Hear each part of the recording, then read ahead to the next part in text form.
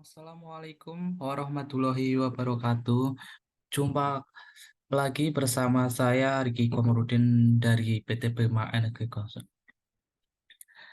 Dari yang kita ketahui bahwa eh, wind farm atau wind turbine merupakan salah satu energi terbarukan yang mana dari energi terbarukan ini dengan memanfaatkan energi angin sebagai energi primer atau energi penggerak.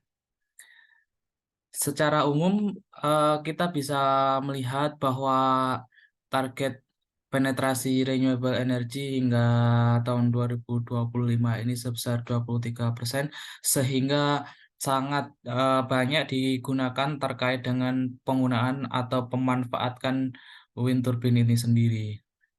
Sehingga untuk itu banyak sekali kajian-kajian terkait dengan studi kelayakan, terkait dengan studi-studi interkoneksi, dan juga alokasi maksimum penetrasi yang bisa diperoleh dari suatu luasan area yang telah dipilih untuk proyek PLTP sendiri.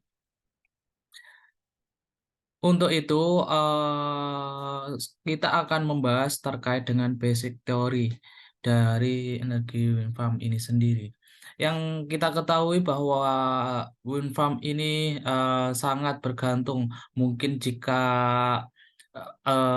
solar PV merupakan ketergantungan dengan energi panas matahari, wind farm ini bergantung dari adanya energi angin, sehingga energi-energi terbarukan ini disebut sebagai suatu intermiten. Untuk itu, kita akan mencoba mengenal lebih dasar dari basic-basic teori terkait dengan energi yang bisa diperoleh dari adanya pemasangan suatu wind farm atau luasan suatu wind farm yang akan kita lakukan.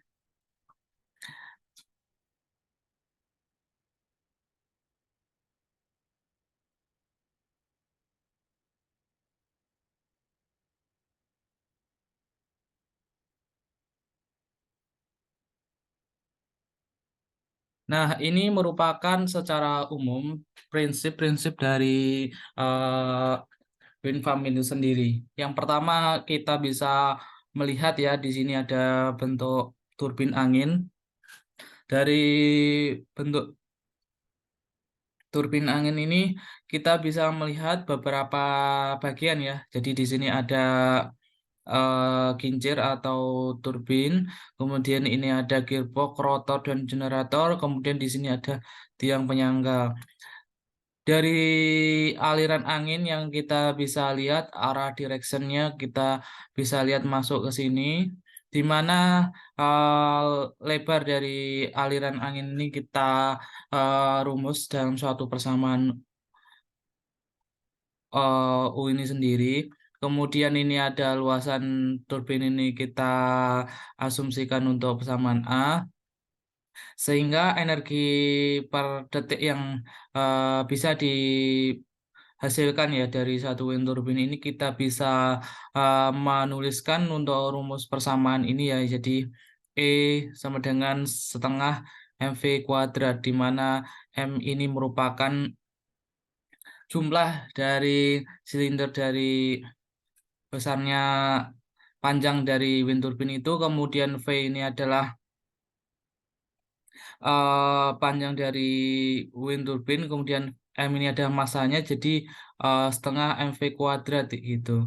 Nah, di sini kita bisa menjabarkan kembali rumus M ini menjadi rho dikali A dikali V. Yang mana M ini adalah rho ini adalah kerapatan udara ya. Kemudian dikalikan A adalah cross section area, kemudian V itu sendiri. Sehingga dari persamaan energi kinetik yang kita masukkan ke dalam massa ini, kita dapatkan untuk daya eh, wind turbine yang dibangkitkan, yaitu dengan menuliskan persamaan ulang setengah rho A kali V pangkat 3 dengan mensubstitusikan antara energi kinetik dengan massa tersebut ya gitu.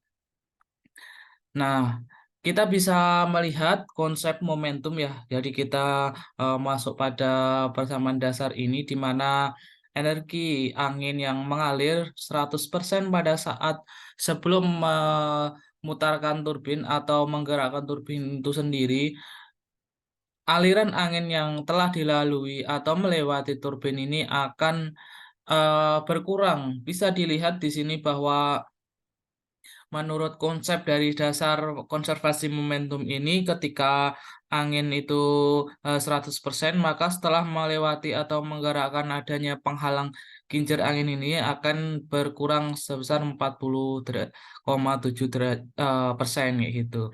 Sehingga kita bisa eh, menuliskan berdasarkan persamaan konservasi momentum ini bahwa konversi listrik ini adalah 70% sehingga 59,3% adalah input dari energi angin. Kemudian kita akan coba memperkenalkan juga untuk kurva daya turbin angin tipikal. Nah, kita bisa melihat untuk kurva ini adalah kurva turbin angin tipikal yang pada umumnya terjadi. Kenapa begitu? Karena hal ini bisa kita lihat ya bahwa pada titik cut-in speed ini, jadi cut-in speed ini adalah kecepatan angin yang diperlukan agar turbin angin mulai menghasilkan listrik di eh, kecepatan yaitu 3,5. Kemudian karena akan ada percepatan putar ya, jadi di sini ada power curve.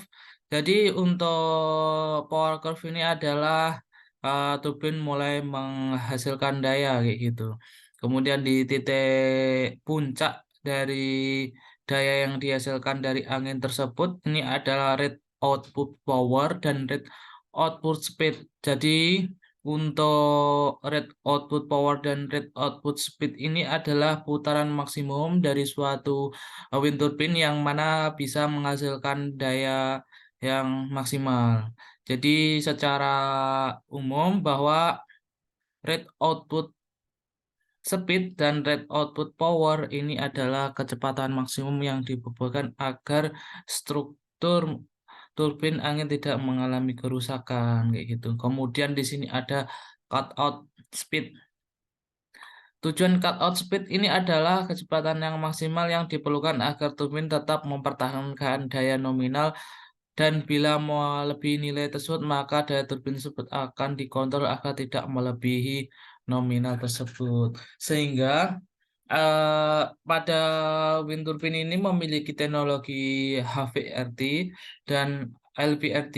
Nah, di mana ketika turbin yang tidak terkontrol itu akan menyebabkan high voltage rateload.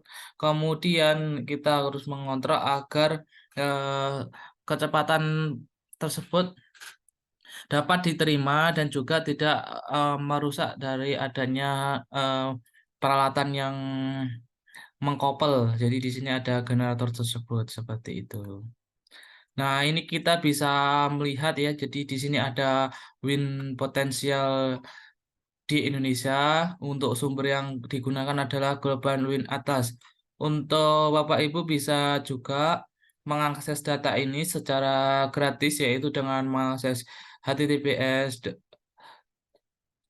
globalwindatlas.info.en.area.indonesia. Nah, ini adalah peta sebaran luasan angin. Kemudian juga bisa di-generate ya, mungkin apabila ingin mendapatkan report dalam bentuk data, misalkan ingin dalam bentuk Excel atau lain sebagainya. Kemudian di sini adalah beberapa bentuk. Jadi secara umum ya bahwa wind turbine ini ada yang HAWT sama VAWT. Perbedaannya adalah pada bentuk yang mana ini adalah horizontal axis wind turbine bisa kita lihat untuk bentuk-bentuk seperti ini yang melintang horizontal gitu.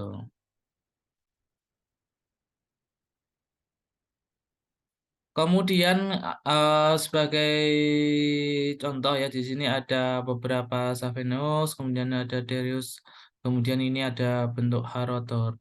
Kemudian di sini kita akan mencoba ya membandingkan perbedaan antara HAWT dan PAWT. Jadi bisa dilihat untuk faktor efisiensi kita bisa melihat bahwa HAWT untuk model yang horizontal tadi bisa lebih 70% eh, energi angin yang digunakan. Kemudian dari sisi noise juga mungkin akan sedikit besar juga ya karena memang eh, potensi angin yang ditangkap pun juga besar sehingga dapat menyebabkan putaran angin tersebut semakin kencang kayak gitu. Kemudian di sini ada wind direction no effect, kemudian ini sensibel. Kemudian terkait dengan efek lingkungan ini sangat kecil, rotor juga kecil. Nah, ini ada besar. Jadi memang linear ya, jadi terkait dengan plus minus yang didapatkan. Kemudian terkait dengan installation cost di sini juga sebanding. Jadi VAWT vertikal ini sangat murah dan sangat sedikit. Kemudian HAWT ini sangat tinggi, tinggi-tinggi semua terkait dengan biayanya. Terkait dengan desain-desain yang memanfaatkan atau mempertimbangkan biaya ini tentunya kita bisa melihat ya dari segi eh, kebutuhan. Dalam artian bahwa kebutuhan itu adalah besarnya daya kapasitas yang nantinya akan dibutuhkan. Selanjutnya adalah terkait dengan topologi interconnection pada wind turbine. Di sini ada PLTP off grid dan PLTP on grid. Jadi mungkin Bapak Ibu sudah familiar ya terkait dengan sistem yang kedua ini yang mana off grid ini tanpa terkoneksi dengan jaringan PLN atau untuk pemakaian sendiri. Kemudian yang hybridnya dengan topologi ini adalah manfaatkan beberapa kombinasi dari renewable energy. Di sini ada diesel, ada solar PV, ada wind turbine, dan juga baterai. Tentunya dengan adanya beberapa kombinasi ini adalah kita bisa meningkatkan keandalan dari suatu sistem dan juga meningkatkan produktivitas dari energi listrik yang didapatkan. Namun tentunya juga kos biaya yang dikeluarkan pun juga meningkat. Sehingga kedua ini adalah memiliki keunggulan dan kelebihan masing-masing berdasarkan dengan spesifikasi kebutuhan yang nantinya akan digunakan. Nah, ini adalah terkait dengan konfigurasi wind turbine. Jadi secara perbagian adalah berikut ini adalah konfigurasinya. Nah, ini bisa kita lihat bagian nomor satu ini adalah sudut atau bilah dari wind turbine. Kemudian nomor dua di sini adalah pemegang sudut atau pemegang bilah wind turbine atau pemegang kincir. Kemudian yang bagian tiga ini adalah mekanisme control pitch. Kemudian yang keempat ini adalah nav ya atau penghubung antar kincir. Kemudian yang kelima ini adalah penutup rotor. Kemudian yang keenam, jadi di sini langsung terkopel ya. Nomor 6 ini adalah bantalan utama. Kemudian nomor 7 di sini ada poros putaran rendah. Dan nomor 8 di atas ini adalah lampu pengaman. Nomor 9 ini ada roda gigi. Nomor 10 adalah sensor putaran poros. Jadi kita bisa melihat ya direction dari putaran tersebut kayak gitu. Kemudian nomor 11 ini adalah bantalan. Nomor 12 adalah generator sehingga kita bisa melihat ya arah putaran dari wind turbine itu baik ke kanan ataupun ke kiri atau mengatur putarannya. Kemudian di sini couple generator, nomor 13 adalah sistem kontrol, 14 ini adalah transformator ya, jadi langsung kita dilakukan untuk step up itu. Kemudian didapatkan nanti output keluarannya yang bertegangan lebih besar gitu. Oke, yang selanjutnya ini adalah perbagian dari wind turbine tersebut. Di sini ada blade, kemudian beberapa yang sudah tadi disebutkan untuk yang lebih detailnya. Kemudian ini ada bagian nozzle system ya. Hasil sistem ini adalah bagian poros putar atau gearboxnya. Jadi di sini ada hub rotor, kemudian di sini ada gearbox ya yang menghubungkan antara kopel putar, dan di nomor 8 ini adalah generator penggerak yang mengubah menjadi energi listrik. Kemudian ini perbagian dan juga penjelasannya. Yang selanjutnya juga sama, jadi di sini ada beberapa pengertian ya yang mungkin tidak asing dari Bapak Ibu sekalian, bahwa komen-komen ini memang digunakan pada peralatan wind turbine. Yang selanjutnya terkait dengan elektrik sistem kontrol ya. Jadi di sini bisa mengatur untuk bilah dari wind turbine itu dengan membuka atau menutup berdasarkan dari kecepatan atau potensi angin yang nanti melewati suatu wind turbine tersebut. Tujuannya adalah untuk mengatur kurva kapabilitas dari wind turbine yang dijelaskan pada saat sebelumnya, sehingga kontrol dari wind turbine ini tidak merusak dari peralatan apabila ada angin yang sangat kencang. Yang selanjutnya adalah elektrik sistem kontrol untuk penyangganya ya. Jadi kita bisa memposisikan untuk kontrol ini sesuai dengan direction dari angin yang melewati pada suatu area tersebut. Gitu. Nah, ini adalah contoh dari kontrol sistem pada rotor ya. Jadi di sini menggunakan power system control, kemudian ini ada operation sequence control.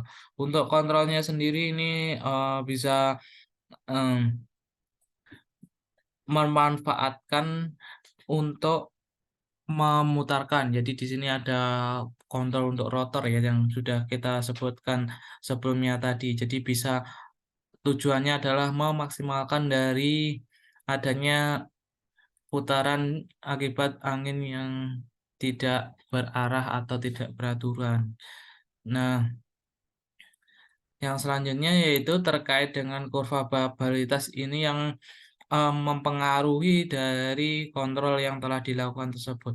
Jadi di sini bisa kita lihat ya, apabila melebihi dari rate kapasitas output yang diinginkan, maka kita harus melakukan cut out, sehingga kontrol tersebut sangat diperlukan baik dalam putaran atas maupun pada saat generator tersebut di putaran bawah, sehingga kita bisa mengklasifikasikan untuk wilayah-wilayah pada kurva kapabilitas ini. Yang pertama ada wilayah 1, ini ada kecepatan angin yang rendah di bagian daya turbin yang terukur. Kemudian wilayah 2 ini adalah puncak kenaikan hingga suatu kondisi yang steady state, dan wilayah 3 ya kondisi yang stabil pada maksimum daya yang dapat dibangkitkan.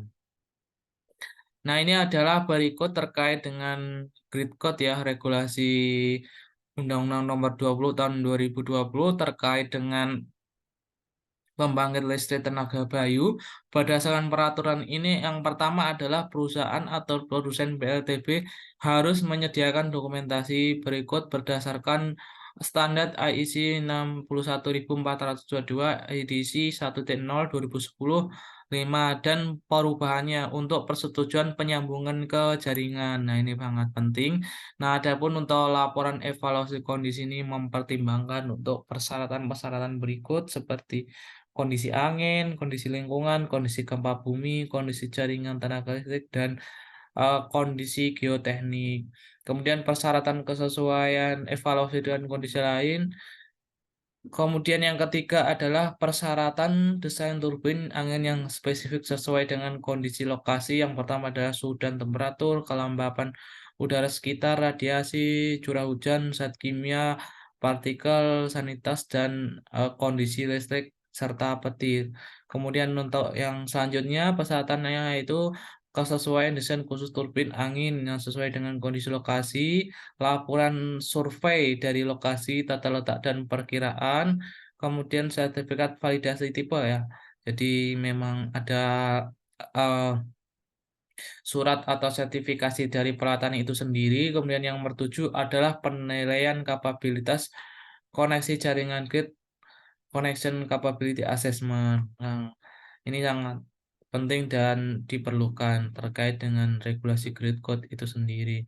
Kemudian setelah penyambungan ke jaringan dalam waktu 1 tahun atau 1 musim angin tergantung mana yang lebih dulu, produsen turbin angin juga harus menyediakan dokumen seperti itu, laporan uji verifikasi yakni untuk memang mengetahui performa apakah memang over dari desain kriteria yang didapatkan dari studi-studi sebelumnya atau malah kurang kayak gitu. Kemudian laporan hasil uji kompatibilitas dan juga verifikasi spesifik teknis. Sekian dari saya terkait dengan penjelasannya. Kami juga memiliki bisnis terkait dengan pre-FS dan FS. Kami berpengalaman untuk bidang tersebut dan juga CAPEX yang diberikan dari wind turbine itu sendiri. Sekian, terima kasih.